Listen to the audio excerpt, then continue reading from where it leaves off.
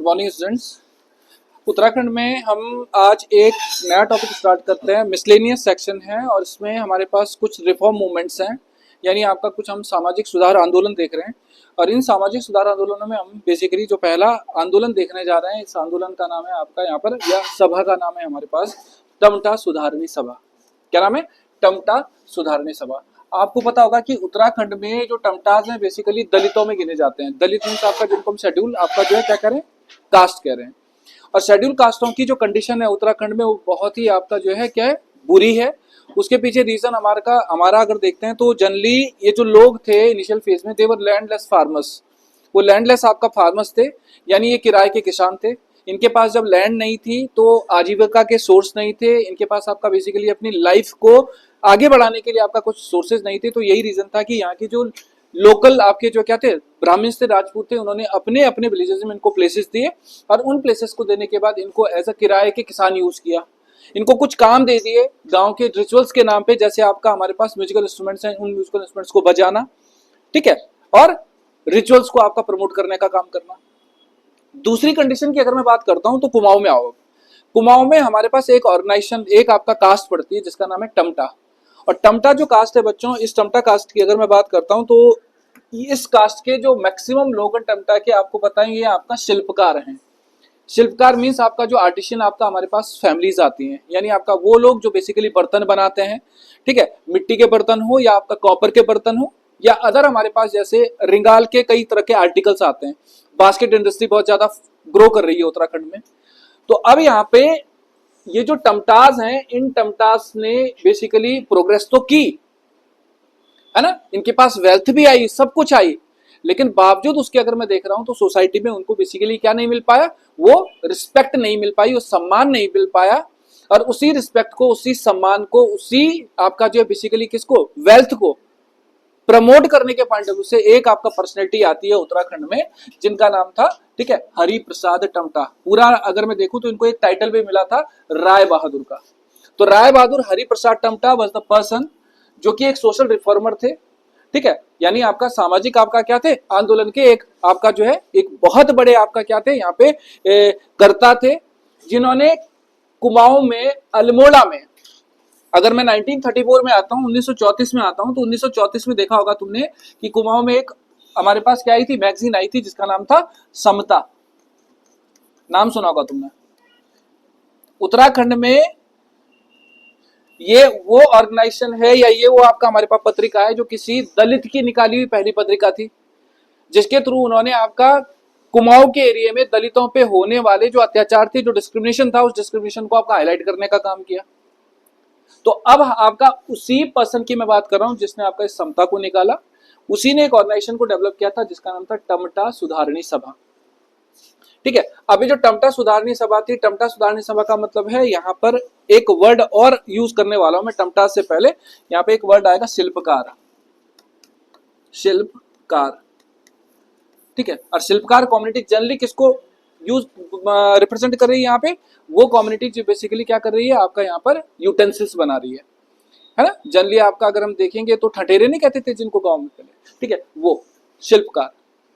तो अल्मोड़ा में इन शिल्पकारों को प्रमोट करना है, इनको आपका बेसिकली सोशल जस्टिस दिलाना है, सामाजिक न्याय दिलाना है। और उसी सामाजिक न्याय दिलाने के लिए इस पर्सन ने, मुंशी आपका हमारे पास हरिप्रसाद टमटा या राय बहादुर हरिप्रसाद टमटा ने टमटा सुधारणी सभा को स्टैब्लिश किया था 1905 में, 1905 में। और 1905 में इसको स्टैब्लिश करने के बाद यहां से एक वर्ड आता है हमारे पास जो शिल्पकार। ध्यान रखना, शिल्पकार वर्ड को पहली बार यूज करने वाला पर्सन भी कौन था, मुंशी हरिप्रसाद टमटा था, ठीक है। तो अब ध्यान रखो आपका कि मुंशी हरिप्रसाद टमटा ने जो ये टमटा सुधारणी सभा 1905 में अल्मोड़ा में बनाई थी, इसका बेसिक पर्पस क्या था, दलितों का एक वर्ग जिसको हम क्या कहते हैं, शिल्पकार, इस शिल्पकार की सामाजिक दशा को, इसकी आपका सोशल जो आपका बेसिकली क्या थी, कंडीशन थी, इसको बेटर करना था, ठीक है, उनको एजुकेट करना था, उनको उनके राइट्स आपका जो है दिलाने थे याद, ठीक है, ताकि आपका उनको सोसाइटी में सम्मान मिल सके। ये पहला काम निकल के आता है हमारे पास इस सभा का। बहुत बड़ी ऑर्गेनाइजेशन नहीं है लेकिन बहुत इंपॉर्टेंट ऑर्गेनाइजेशन है। बाकी अगर मैं देख रहा हूं तो जागरूकता तो हो ही रही है, अत्याचार मैंने बता ही दिया आपका, ठीक है, समता मैंने आपको बता दिया, शिल्पकार वर्ड आपका यूज कर दिया। और शिल्पकार से आपका एक वर्ड एक्चुअली उत्तराखंड में दलितों पर ठीक है, उत्तराखंड में जो हमारे पास कौन थी, जो आपका एससी कम्युनिटी थी, उस एससी कम्युनिटी को सबसे ज्यादा प्रमोट करने वाला, ठीक है, उनके सोशल वेलफेयर पे वर्क करने वाला, ठीक है, उनको शिल्पकार वर्ड देने वाला जो नाम हमें हमारे पास है वो हरसी प्रसाद टमटा है। इन्हीं इसीलिए उनको बेसिकली आपका कहा जाता है हिमशिल्पी। क्या कहा जाता है, हिमशिल्पी। ये वर्ड ध्यान रखना, ये नया वर्ड है। तो हिम इस किससे याद रखोगे, ये उसी शिल्पकार वर्ड से याद रखोगे कि शिल्पकार वर्ड पहली बार किसने दिया, हरिप्रसाद टमटा ने दिया। और इसी वजह से उनको हिमशिल्पी का नाम दिया। क्यों, क्योंकि शिल्पकारों को, दलितों को क्या करने के लिए, सम्मान दिलाने के लिए उन्होंने आपका एक बहुत लंबा स्ट्रगल किया। 1934 में उनकी जो मैगजीन थी, उस मैगजीन के थ्रू भी उन्होंने आपका इन लोगों को उनका सम्मान दिलाने का याद काम किया, पहली ऑर्गेनाइजेशन। यहीं से हम आगे आते हैं और यहां से हमारे पास जो नेक्स्ट ऑर्गेनाइजेशन है, इसका नाम है शिल्पकार सभा, या एक और नाम यूज होता है इसके लिए, शिल्पकार सुधारणी सभा। उत्तराखंड के पेपर देख लेना कितनी बार क्वेश्चन आ रखे हैं। ठीक है, अभी जो शिल्पकार सभा है, शिल्पकार सुधारणी सभा है, इस शिल्पकार सुधारणी सभा में भी हमारे पास जो पर्सन है, he was from a Dalit community. ठीक है, ये भी दलित कम्युनिटी से एक पर्सन था। और दलित कम्युनिटी का जो ये पर्सन है, इसका नाम है आपका खुशीराम आर्य। अब शिल्पकार वर्ड किसने दिया, हरिप्रसाद टमटा ने। तो definitely he was a great follower of Hariprasad Tamta. तो हरिप्रसाद टमटा ने अब क्या किया, यहाँ पे शिल्पकारों को क्या करने के लिए, और राइट्स आगे देने के लिए इस ऑर्गेनाइजेशन को, जिसको हमने पीछे टमटा सुधारणी सभा कहा था, उसको एक और नया नाम दे दिया 1913 में, जिसको हमने कहा शिल्पकार सभा या शिल्पकार सुधारणी सभा। ठीक है, तो इसका भी अगर मैं बेसिक आपका पर्पस देखूं तो इसका भी पर्पस क्या था, सोशल आपका जो है क्या देना, आपका यहाँ पर एक तरह से जस्टिस दिलवाना। किनको, इन्हीं आपका शिल्पकारों को, इन्हीं एससी लोगों को, इन्हीं दलितों को। अब प्रॉब्लम क्या होगा कि तुम्हें अगर पता होगा कि जो दलित हैं हमारे यहाँ, है ना, आज से कब की बात चल रही है, 1930s की बात, 1900 के आसपास की बात चल रही है। तो ये जो दलित है बच्चों, इन दलितों के लिए आपका सोसाइटी में कई तरह के आपका बेसिकली क्या थे, फाउंडेशंस थी। जैसे अगर मैं इन जनरल बात करूं, अभी मैं वहां पे आऊंगा नहीं आगे वाले आंदोलन पे, जैसे आपका देखा होगा कि उत्तराखंड में ना एक ट्रेडिशन हुआ करता था, जिसमें बेसिकली जो ब्राइड और ग्रूम थे, यानी वर और वधु थे, उनको डोला और पालकी में ले जाया जाता था। ठीक है, लेकिन जनरली आपका देखो कि जो लोग डोला पालकी को उठा रहे थे वो कौन थे, दलित थे, वो कौन थे, एससी थे। ठीक है, लेकिन उनके खुद की जो आपका मैरिजेस होती थी, उनके जो खुद के रिचुअल्स होते थे, उनमें आपका डोला पालकी नहीं यूज कर सकते थे। यहां तक कि इतनी बुरी कंडीशन थी कि वो घोड़ों का यूज भी नहीं कर सकते थे। आज की डेट में तो हमारे नेशनल हाईवे हो गए, है ना, हमारे पास ट्रेवल के कई सारे साधन हो गए, तो आसानी से हम ट्रेवल कर सकते हैं। लेकिन पहले तो किलोमीटर के हिसाब से पैदल चलना पड़ता था। सोचो, दुल्हन भी आपका पैदल चल रही है, दूल्हा भी पैदल चल रहा है ना। तो उन लोगों के लिए कोई रिस्पेक्ट नहीं थी, है ना। एजुकेशन में उनके लिए आपका कोई रिस्पेक्ट नहीं थी, एजुकेशन नहीं थी उनके लिए, कई सारी चीजें थी। साथ में हमारे यहाँ हिंदुओं में एक संस्कार होता है जिसको हम कहते हैं जनेऊ संस्कार, है ना, थ्रेड सेरेमनी होती है जो, उस जनेऊ संस्कार का भी राइट नहीं था इन लोगों को। तो अब ये जो लोग हैं जिनमें आपका हमारे पास कौन है, ये पर्सन है खुशीराम आर्य। अल्मोड़ा में 1913 में जब शिल्पकार सभा को बना रहा है, शिल्पकार सुधारणी को बना रहा है, तो इन्होंने बेसिकली आपका क्या किया, अब एक सबमिट की, एक बेसिकली आपका सम्मेलन किया। और इस सम्मेलन में आपका इन्होंने एक बेसिकली आपका मूवमेंट चलाया जिसको हम कहते हैं शुद्धि मूवमेंट। अल्मोड़ा के पास आपका एक गांव पड़ता है सुनकिया, ये क्वेश्चन एग्जाम में पूछा हुआ है। ठीक है, आपने लाला लाजपत का नाम, लाला लाजपत राय का नाम सुना है। Lala Lajpat Rai was in favour of this organisation. He was the person जो आपका खुशीराम आर्य के कहने पर आपका कहाँ आए थे, उत्तराखंड में आए थे। और सुनकिया गांव में एक आपका सम्मेलन हुआ था, एक कॉन्फ्रेंस हुई थी। उस कॉन्फ्रेंस में इन्होंने इन लोगों को एक नया नाम दिया, आर्य। इन दलितों को क्या कहा गया, आर्य कहा गया। और आर्य वर्ड जनरली किसके लिए यूज होता है, किसके लिए यूज होता है, अगर हम किसकी बात करते हैं, इंडियन हिस्ट्री पढ़ते हैं तो इंडियन हिस्ट्री में आर्य कहते हैं ना, आर्यास और अनार्यास, नॉन आर्यंस। कौन थे आर्य, आर्यंस को कहते थे कि ये वो लोग थे जो इंटेलेक्चुअल थे, इंटेलिजेंट थे, संस्कृत का बहुत अच्छा नॉलेज था उन लोगों को, उनको कहते थे प्योर ब्लडेड थे, है ना। तो सोचो कि यहाँ पे आपका कौन बता रहा है, यहाँ पे लाला लाजपत राय यहाँ पे आर्य वर्ड यूज कर रहा है, किसके लिए, इन्हीं आपका जो है ऐसी कम्युनिटी के, दलित कम्युनिटी के लोगों के लिए। तो सुनकिया गांव में जो कॉन्फ्रेंस हुई, सुनकिया गांव की कॉन्फ्रेंस में आपका बेसिकली जो ये एससीज थे ना, इन एससीओं को इन्होंने क्या पहनाया, फिर जनेऊ पहनाया, उनका शुद्धिकरण किया। और उनके शुद्धिकरण करने के बाद उनके लिए जो राइट्स मांग सकते थे, उन राइट्स में आपका जो है राजपूत और ब्राह्मण्स को भी आपका इन्वॉल्व करने की कोशिश की। भले ही उन लोगों ने बेसिकली क्या किया, इस आपका रिचुअल का क्या किया, विरोध किया, ये उसके अगेंस्ट थे, ऐसी कई सारी चीजें निकल के आती हैं उत्तराखंड में जो बेसिकली इस शिल्पकार सभा का पार्ट बनती है। आप देख सकते हो पूरा आपका आर्यवर्त रखा, ठीक है। और दूसरी कंडीशन यहाँ पे एक है हमारे पास ये वाला, ये कंडीशन में आगे बताऊंगा तुम्हें। नायक जाति की जो लड़कियां हैं वो वेश्यावृत्ति करती थी, वो प्रोस्टिट्यूशन करती थी। तो प्रोस्टिट्यूशन क्यों करती थी, क्या करती थी, वो आगे की बात है, वो मैं आगे बताऊंगा।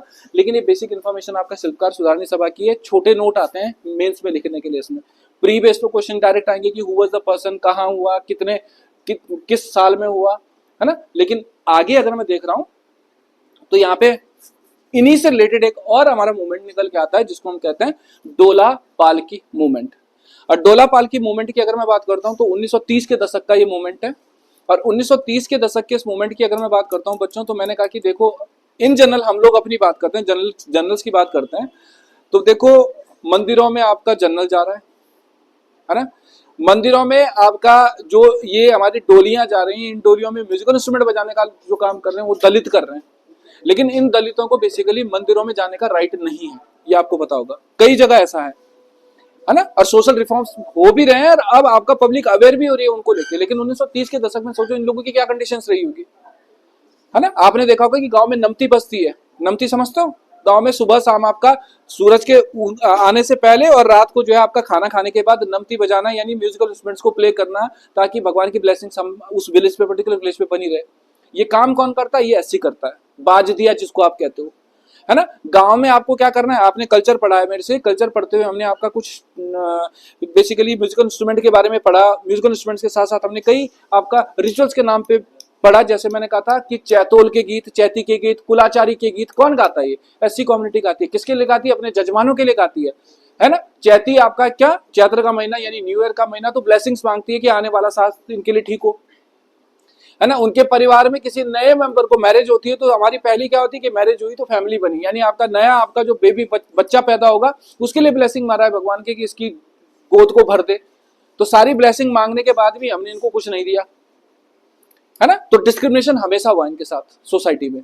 तो इसी डिस्क्रिमिनेशन से आपका हम एक और नए डिस्क्रिमिनेशन में आ रहे हैं, ये है आपका डोला पालकी मूवमेंट। और डोला पालकी मूवमेंट में मैंने कहा कि जो आपका राजपूत कम्युनिटी थी, ब्राह्मण कम्युनिटी थी, जो अपर क्लास थी, वो बेसिकली क्या कर रही थी, डोला पालकी का यूज कर रही थी। किसके लिए, ट्रेवल के लिए।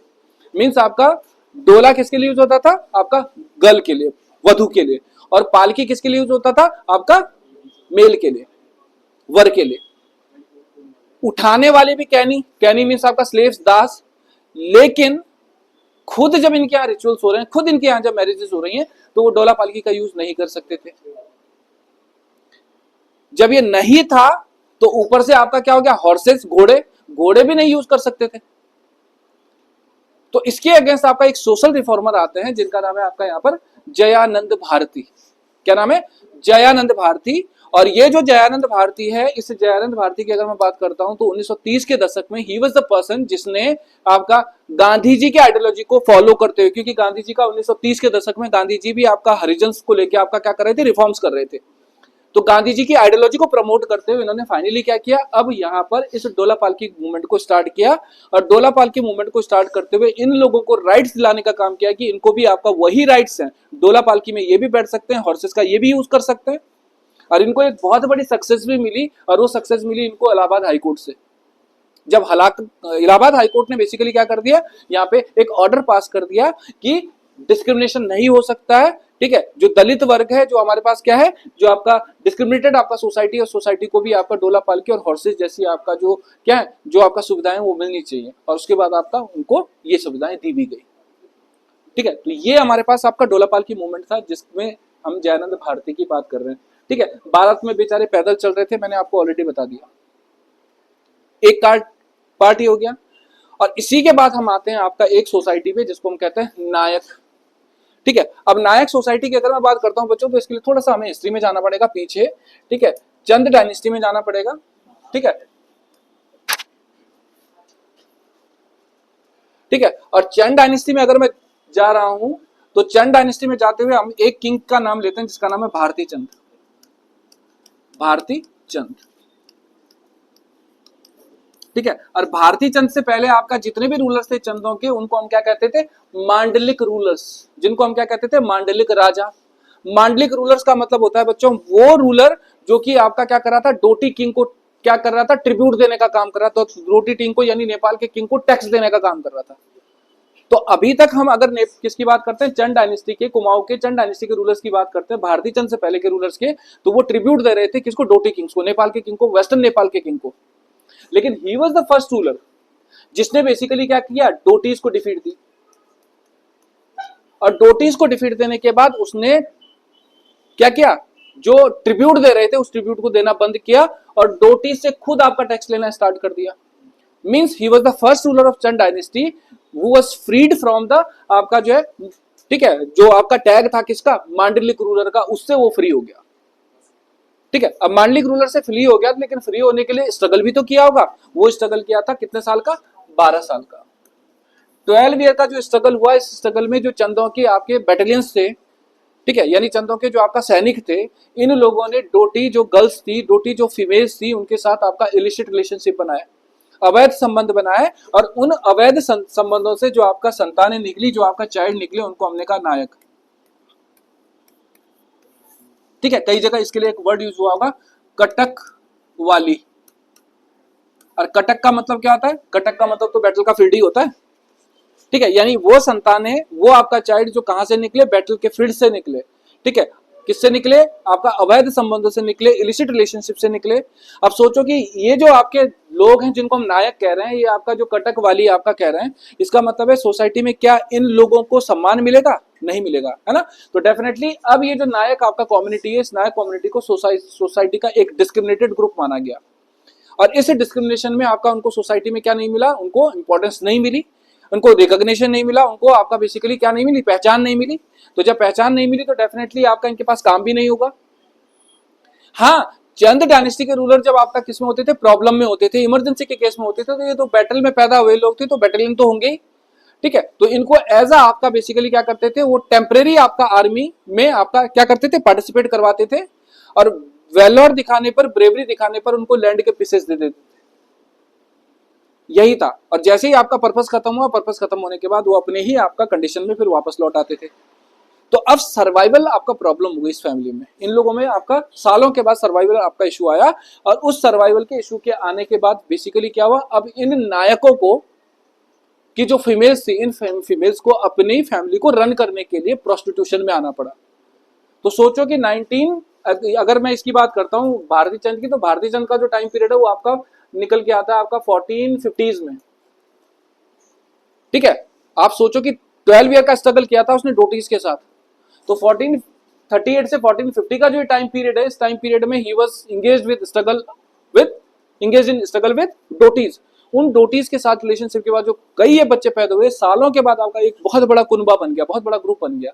और उसकी फीमेल्स आपका, गर्ल्स आपका प्रोस्टिट्यूशन करते हुए अपनी फैमिली को पालने का काम कर रही थी। और सोचो 1450 से लेके ये आपका जो कंडीशन, हम और आगे आते हैं तो लगभग 1924-25 तक आ जाओ, तब तक हम इस कंडीशन को देखते हैं, यानी प्रोस्टिट्यूशन तब तक चलता रहा। ठीक है, पीछे हमने आपका किसकी बात की थी, अभी आपका हरिप्रसाद टमटा की बात की थी, है ना। उसके बाद खुशीराम आर्य की बात की थी। तो खुशीराम आर्य ने भी आपका जब टमटा सुधारणी सभा बनाई थी, तो उसमें भी प्रोस्टिट्यूशन को इलीगल करने की बात कही थी, लेकिन वो इलीगल हो नहीं पाया, पूरी तरह से खत्म नहीं हो पाया। तो 1900 आपका जो है 25 के आसपास, 24 के आसपास, अब हमारे पास क्या होगा, इन नायकों की कंडीशंस को आपका क्या करने के लिए, बनाने के लिए, बेटर करने के लिए हमें क्या करना पड़ेगा। अब आपका एक सेकंड है, गड़बड़ कर गया यहाँ पे, टमटा सुधारणी सभा, एक सेकंड, मैं स्लाइड आगे पीछे कर गया है।